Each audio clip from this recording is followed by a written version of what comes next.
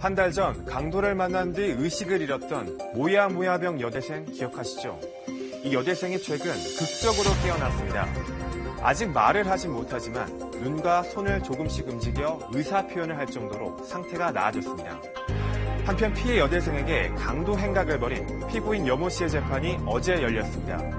여 씨는 여대생이 모야모야병 환자란 걸 몰랐기 때문에 여대생이 쓰러진 것에 대해 책임이 없다며 혐의를 강하게 부인하고 있는데요. 또 술에 취해 당시 상황이 기억나지 않는다고 말했습니다. 사건을 뉴스 따라잡기에서 취재했습니다. 어제 오후 취재진이 직접 김 모양의 병실을 찾아가 봤습니다. 의식불명 상태에서 3번의 수술을 받았던 김 양은 한 달 만에 의식을 되찾았습니다. 얼마 전엔 중환자실에서 일반 병실로 옮겨졌는데요. 켜봐. 잘하네. 이렇게 해봐. 좋아? 좋으면 깜빡거려봐. 꼭 감았던 눈은 이제 뜰 수 있게 됐고 주먹 한번 줘볼래? 힘없이 떨궜던 손은 주먹을 꼭 쥘 정도로 힘이 붙었습니다. 문병원 친구들의 말에 검지손가락을 치켜 올리기도 합니다. 어제 좋으면 1번. 좋아. 자주 올까? 빨리 일어나서 대답해 줄 거지. 아직 말을 할 수는 없지만 깨어나 조금씩 의사 표현을 하는 것만으로도 김양의 부모에겐 기적 같은 일입니다. 지금은 보거나 말을 하지는 못해요. 지금 현재로서는 저희는 그것만 해도 너무 감사하고 말로 표현할 수 없을 정도로 진짜 너무 좋습니다.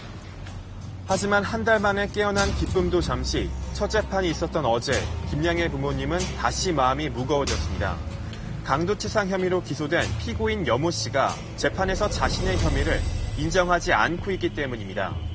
어제 재판에서 여 씨의 변호인은 현장 CCTV 영상에 여 씨가 김양 목에 흉기를 들이대는 장면이 없다며 공소 사실을 부인했습니다.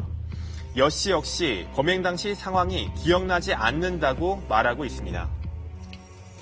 실제로 기억이 안 나는데 CCTV에 나온 사람은 자기가 맞다 이렇게 진술했어요. 안 했다는 것도 아니고 했다는 것도 아니고 실제로 기억이 안 나대요. 여 씨 측은 또 김양이 모야모야병을 알았던 걸 몰랐기 때문에 김양이 쓰러진 것에 대해 책임이 없다고 주장했습니다. 그렇게 건강한 딸이었는데 그 사람이 그렇게 안 했었으면 저희 얘가 이렇게 될 리가 없죠. 그건 말도 안 되는 얘기 제가 봤을 때. 크면서 속 한 번 썩인 적 없는 착한 딸이었다는 김양. 부모님의 부담을 덜어드린다며 고등학생 시절부터 대학에 입학한 올해까지 아르바이트를 해왔다는데요. 김양은 지난달 5일 밤에도 평소처럼 아르바이트를 마치고 귀가하다 사건이 벌어진 겁니다. 원래 12시까지 하거든요. 근데 11시 49분에 전화가 왔어요. 그럼 엄마가 나갈까? 그랬더니 엄마 괜찮아. 다니면 되니까.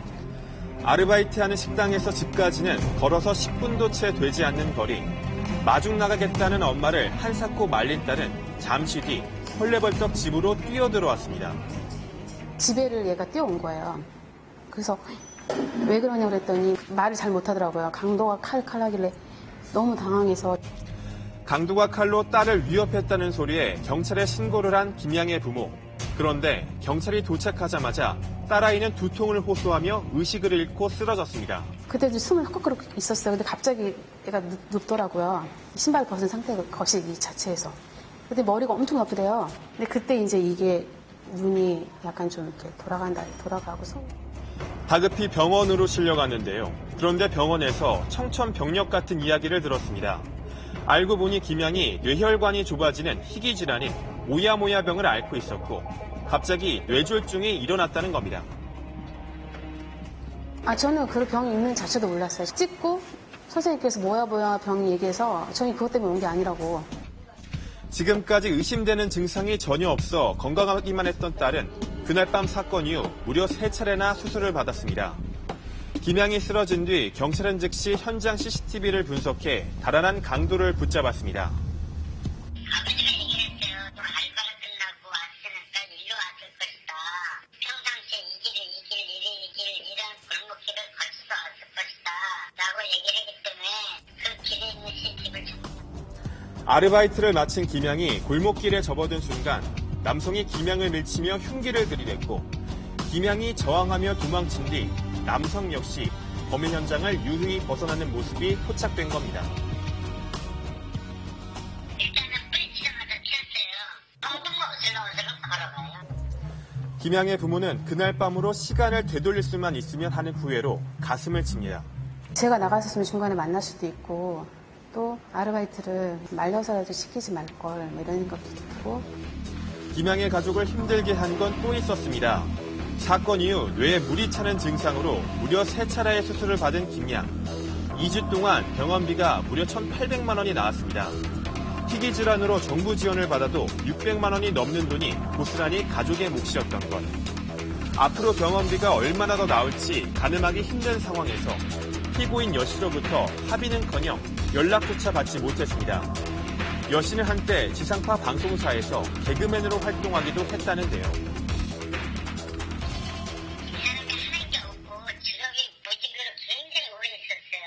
하나를 보여줘요. 김양의 안타까운 소식이 알려진 뒤 다행히 많은 시민들이 도움의 손길을 내밀었고 검찰은 그제 범죄 피해자 경제적 지원 심의위원회를 열어 김양에게 치료비와 생계비 등 약 1,000만 원을 지원하기로 했습니다. 이제 김양의 가족의 바람은 김양의 치료가 잘 이루어지는 것뿐입니다. 이 모야모야병 자체는 일기성 난치병이라서 치료 자체가 완치 자체가 안 된다고 하셨거든요. 그래서 그런 부분이 지금 제 마음에 힘든 부분이라고 해야 되나요? 다음 공판은 다음 달 18일. 검찰은 CCTV 등 증거물을 통해 혐의를 입증하겠다고 밝혔습니다.